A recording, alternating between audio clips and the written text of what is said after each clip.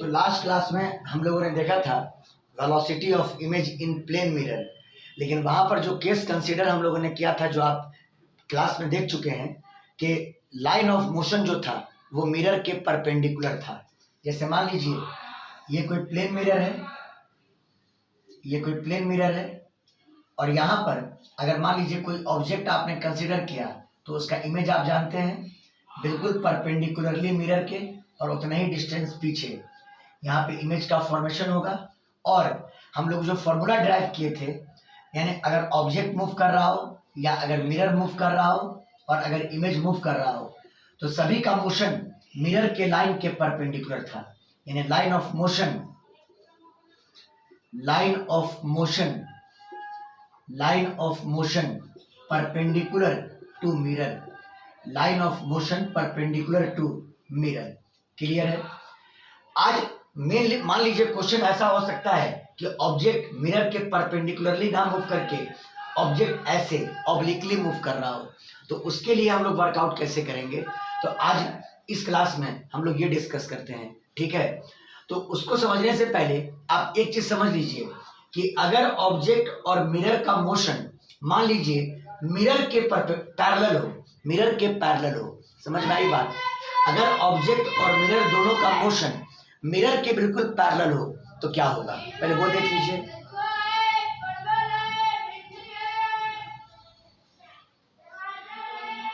when motion is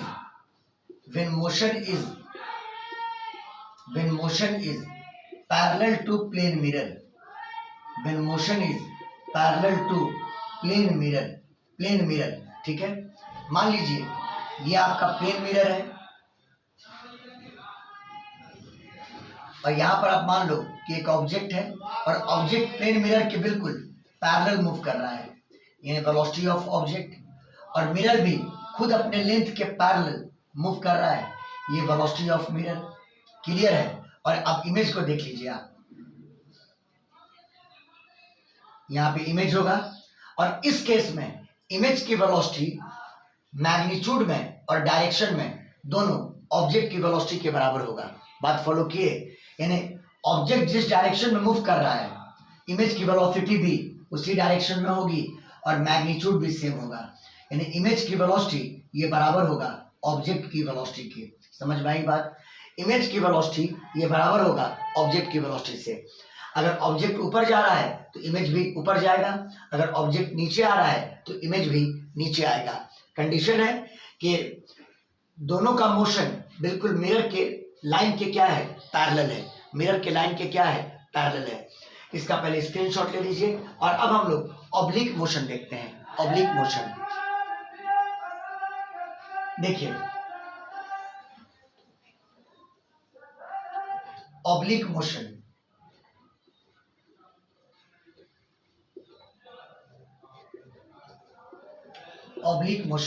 मान लिया जाए ये आपका एक प्लेन मिरर है। सबसे जनरल क्वेश्चन ही कर लेते हैं हम लोग। ये आपका प्लेन मिरर है और मान लीजिए यहाँ पे आपका ऑब्जेक्ट है और जस्ट उसके परपेंडिकुलरली और मिरर से उतना ही डिस्टेंस पीछे यहाँ पे इमेज का फॉर्मेशन है हुआ। मान लीजिए ऑब्जेक्ट की वेलोसिटी इस डायरेक्शन में है vo, और मान लीजिए vo का मैग्नीट्यूड 5√2 मीटर पर सेकंड और इस एंगल को मान लीजिए 45 डिग्री। क्लियर है? और मिरर भी मान लीजिए मूव कर रहा है, ये वेलोसिटी ऑफ मिरर और हॉरिजॉन्टल यानी इस लाइन के साथ, इस लाइन के बिल्कुल पैरेलल लाइन यहाँ पे ड्रॉ किया और मान लीजिए ये एंगल 60 डिग्री के बराबर है और Vm का वैल्यू मान लीजिए आपका 10 मीटर पर सेकंड है। और इस क्वेश्चन में कहा जाए कि इमेज की वेलोसिटी को कैलकुलेट कीजिए। ठीक है? Calculate the velocity of image. एक क्वेश्चन से ही आपका सारा कॉन्सेप्ट क्लियर हो जाएगा। इस क्वेश्चन में कहा जाए कि इमेज की वेलोसिटी कैलकुलेट कीजिए, तो देखिए करना क्या है इस बार कंपोनेंट का गेम खेलना पड़ेगा आपको। आप तो पहले इस लाइन को यानी मिरर के परपेंडिकुलर जो लाइन है आप उसको कंसीडर कर लें एक्स एक्सिस, और मिरर के पैरेलल जो लाइन है उसको आप मान लें वाई एक्सिस। ठीक है? मिरर के पैरेलल एक्स एक्सिस और सॉरी मिरर के परपेंडिकुलर, ये perpendicular to mirror, perpendicular to mirror, और मिरर के पैरेलल आप मान लें Y axis, parallel to mirror. Clear है? चलिए सबसे पहले आप ऑब्जेक्ट की वेलोसिटी का एक्स कंपोनेंट निकाल लीजिए, मतलब along the line perpendicular to the mirror, along the line perpendicular to the mirror. तो वीओ का एक्स कंपोनेंट बराबर वीओ का magnitude cos 45 degree in 5√2, cos 45 का वैल्यू 1/√2, √2 से √2 कैंसिल, 5 मीटर पर सेकंड। क्लियर है? उसी प्रकार मिरर की वेलोसिटी का भी आप एक्स कंपोनेंट निकाल लें, एक्स कंपोनेंट मतलब along perpendicular to the mirror. तो वीएम का एक्स कंपोनेंट, वीएम का एक्स कंपोनेंट मैग्नीट्यूड 10 और 10 cos 60 डिग्री, 10 cos 60 डिग्री यानी 10/2, ये बराबर 5 मीटर पर सेकंड। क्लियर है? ये दोनों की वेलोसिटी आ गई perpendicular to mirror, perpendicular to mirror. ठीक है?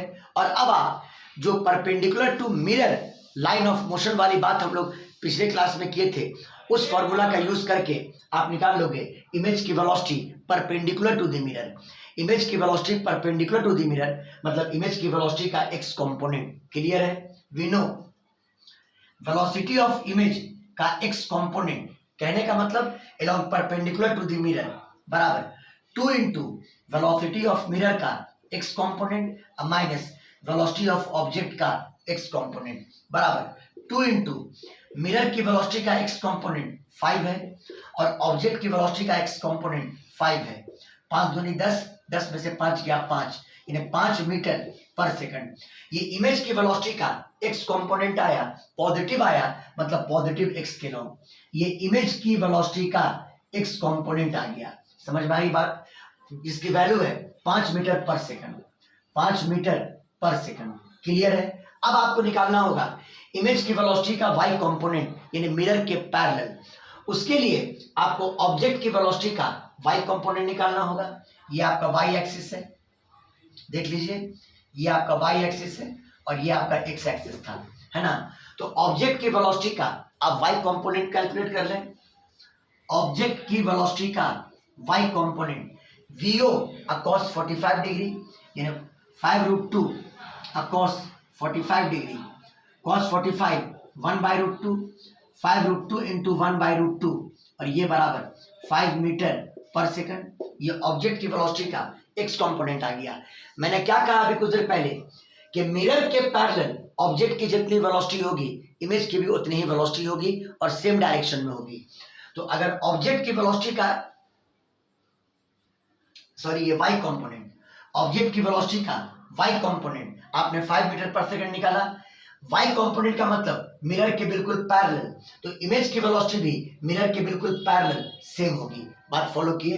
5 मीटर पर सेकंड। देयरफॉर इमेज की वेलोसिटी का वाई कंपोनेंट ये बराबर 5 मीटर पर सेकंड। आप यहां पे शो कर दें इमेज की वेलोसिटी का वाई कंपोनेंट, इमेज की वेलोसिटी का वाई कंपोनेंट यानी VIY, इमेज की वेलोसिटी का वाई कंपोनेंट और इसकी वैल्यू भी 5 मीटर पर सेकंड। बोलिए क्लियर है? अब आपको अगर कहा जाए कि इमेज का एक्चुअल वेलोसिटी किस डायरेक्शन में होगा तो दोनों का आप रिजल्टेंट ड्रॉ कर दें। दोनों का टेल चूंकि कॉमन पॉइंट पर है तो let us complete a parallelogram. तो इमेज की वेलोसिटी का टेल यहां पर रख करके डायगोनली अपोजिट कॉर्नर ये VI हो गया, ये आपका हो गया VI यानी इमेज की एक्चुअल वेलोसिटी, इमेज की एक्चुअल वेलोसिटी। क्लियर है? अब अगर इमेज की वेलोसिटी को कहा जाए कि वेक्टर फॉर्म में एक्सप्रेस करो तो VIX इंटू आई कैप प्लस VIY इंटू जे कैप बराबर VIX 5 है, 5 इंटू आई कैप और VIY 5 है, 5 इंटू जे कैप। और हम पूछें कि इमेज की वेलोसिटी का मैग्नीट्यूड क्या होगा तो अंडर रूट 5 का स्क्वायर प्लस 5 का स्क्वायर यानी 2 इंटू 5 का स्क्वायर, इसका मतलब 5√2 मीटर पर सेकंड। ये इमेज की एक्चुअल वेलोसिटी आ गई। डायरेक्शन भी पूछ सकता है। अगर मान लें कि ये एंगल अल्फा के बराबर है तो tan अल्फा बराबर VIY by VIX। Obviously tan alpha is equal to V I Y upon V I X बराबर वी आई का वाई कॉम्पोनेंट 5 और वी आई का एक्स कॉम्पोनेंट 5 कैंसिल होके 1, इसका मतलब अल्फा आपका 45 डिग्री हो गया। क्लियर है? यानी इमेज इस डायरेक्शन में मूव कर रहा है और हॉरिजॉन्टल के साथ या एक्स के साथ या मिरर के परपेंडिकुलर लाइन के साथ 45 डिग्री का एंगल फॉर्म कर रहा है। बात फॉलो किए? तो इस तरह का फॉर्मेट जो पिछले क्लास में डील किए थे वो था मिरर के परपेंडिकुलर, और आज हम लोगों ने ऑब्लिक मोशन को भी कंसीडर कर लिया। क्लियर है? अब जो हम लोग का क्लास होगा, लाइव क्लास जो होगा, उसमें हम लोग स्फेरिकल मिरर को डील करेंगे। ठीक है? स्फेरिकल मिरर्स को उतार लीजिए।